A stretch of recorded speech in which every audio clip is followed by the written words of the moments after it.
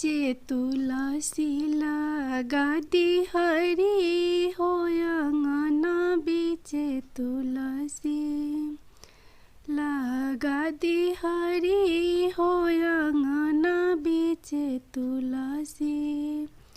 जे मोरा तुलसी के जलावे पटई है रामा, जे मोरा तुलसी के जलावे पटई है रामा।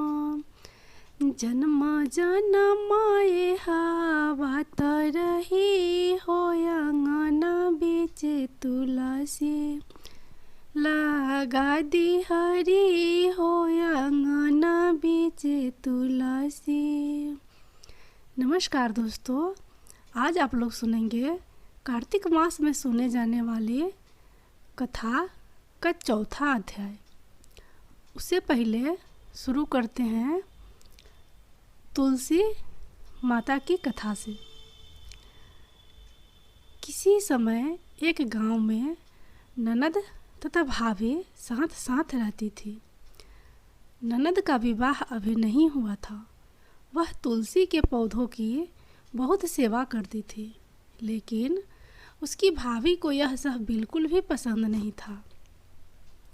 जब कभी उसकी भाभी को अत्यधिक क्रोध आता, तब वह उसे ताना देते हुए कहती कि जब तुम्हारा विवाह होगा तो मैं तुलसी ही बारातियों को खाने को दूंगी और तुम्हारे दहेज में भी तुलसी ही दूंगी। कुछ समय बीत जाने पर ननद का विवाह पक्का हुआ। विवाह के दिन भाभी ने अपनी कथनी अनुसार बारातियों के सामने तुलसी का गमला फोड़ दिया और खाने के लिए कहा। तुलसी की कृपा से वह फूटा हुआ गमला अनेकों स्वादिष्ट पकवानों में बदल गया। भाभी ने गहनों के नाम पर तुलसी की मंजीरी से बने गहना पहना दिए। वह सब भी सुंदर सोने जवारत में बदल गए। भाभी ने वस्त्रों के स्थान पर तुलसी का जनेऊ रख दिया। वह रेशमी तथा सुंदर वस्त्रों में बदल गया। ननद की ससुराल में उसके दहेज की बहुत प्रशंसा की गई। यह बात भाभी के कानों तक भी पहुंची।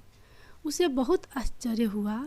उसे अब तुलसी माता की पूजा का महत्व समझ आया। भाभी की एक लड़की थी। वह अपनी लड़की से कहने लगी कि तुम भी तुलसी की सेवा किया करो, तुम्हें भी बुआ की तरह फल मिलेगा। वह ज़बरदस्ती अपनी लड़की से सेवा करने को कहती, लेकिन लड़की का मन तुलसी सेवा में नहीं लगता था। लड़की के बड़ी होने पर उसके विवाह का समय आता है। तब भाभी सोचती है कि जैसा व्यवहार मैंने अपनी ननद के साथ किया था, वैसा ही मैं अपनी लड़की के साथ करती हूँ, तो यह भी गहने से लद जाएगी। अब बारातियों को खाने में पकवान मिलेंगे, ससुराल में इसे भी बहुत इज्जत मिलेगी। यह सोचकर वह बारातियों के सामने तुलसी का गमला फोड़ देती है, लेकिन इस बार गमले की मिट्टी मीठी ही रहती है। मंजरी तथा पत्ते भी अपने रूप में ही रहते हैं। जनेऊ भी अपना रूप नहीं बदलता है। सभी लोगों बारातियों द्वारा भाभी की बुराई की जाती है। लड़की के ससुराल वाले भी लड़की की बुराई करते हैं। भाभी कभी ननद को नहीं बुलाती थी। भाई ने सोचा मैं बहन से मिलकर आता हूँ। उसने अपनी पत्नी से कहा और कुछ उपहार बहन के पास ले जाने की बात कही। भाभी ने थैले में जवार भरकर कहा कि और कुछ नहीं है तो मैं यहीं ले जाऊँ। वह दुखी मन से बहन के पास चल दिया। वह सोचता रहा कि कोई भाई बहन के घर कैसे ले जा सकता है। यह सोचकर वह एक गौशाला के पास रुका और जुआर का थैला गाय के सामने पलट दिया। तभी गाय पालने वाले ने कहा कि आप गाय के सामने हीरे मोती तथा सोना क्यों डाल रहे हो। भाई ने सारी बात उसे बताई और धन लेकर खुशी से अपनी बहन के घर जल दिया। दोनों बहन भाई एक दूसरे को देखकर अत्यंत प्रसन्न होते हैं। जय तुलसी माता। अब आप लोग सुनेंगे कार्तिक मास के कथा का चौथा अध्याय। नारद जी ने कहा, ऐसा कहकर भगवान विष्णु मछली का रूप धारण करके आकाश से जल में गिरे।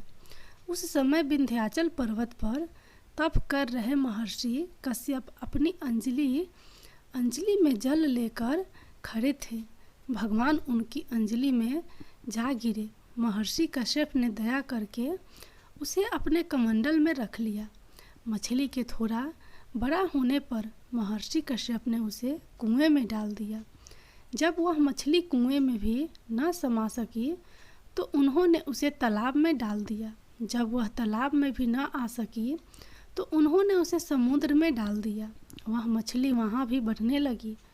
फिर मत्स्य रूपी भगवान विष्णु ने इस शंखासुर का वध किया और शंखासुर को हाथ में लेकर बद्री वन में आ गए।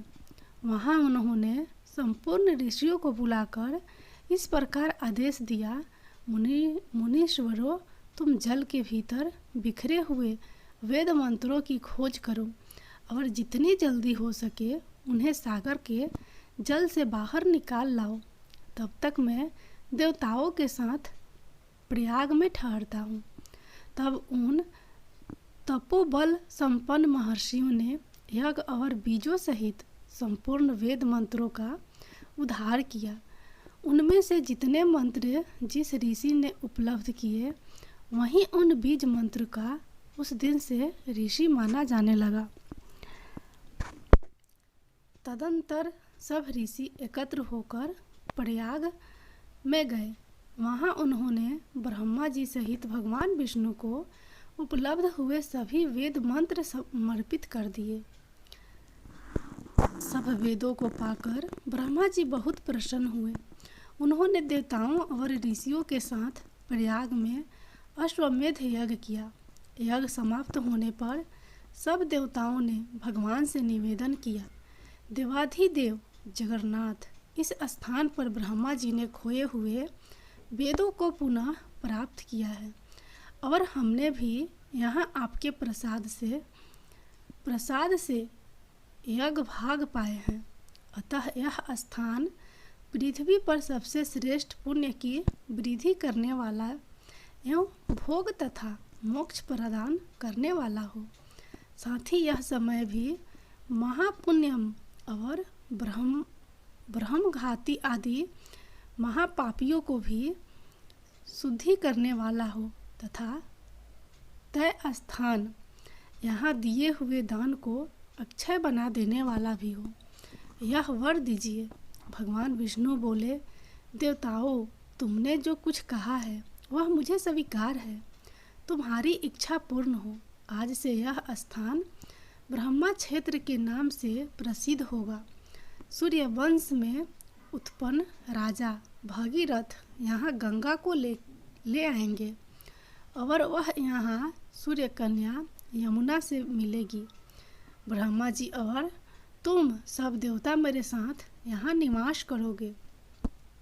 आज से यह तीर्थराज के नाम से विख्यात होगा। तीर्थराज के दर्शन से तत्काल सब पाप नष्ट हो जाएंगे। जब सूर्य मकर राशि में स्थित होंगे उस समय यहाँ स्नान करने वाले मनुष्यों के सब पापों का यह तीर्थ नाश करेगा। यह काल भी मनुष्यों के लिए सदा महापुण्य फल देने वाला होगा। माघ में सूर्य के मकर राशि में स्थित होने पर यहाँ स्नान करने से सालोक्य आदि फल प्राप्त होंगे। देवाधिदेव भगवान विष्णु देवताओं से ऐसा कहकर ब्रह्मा जी के साथ वहीं अंतर्धान हो गए। तत्पश्चात इंद्रदादि देवता भी अपने अंश से प्रयाग में रहते हुए वहाँ से अंतर्धान हो गए। जो मनुष्य कार्तिक में तुलसी की जड़ के समीप श्री हरि का पूजन करता है वह इस लोक में संपूर्ण भोग को उपभोग करके अंत में वैकुंठ धाम को जाता है।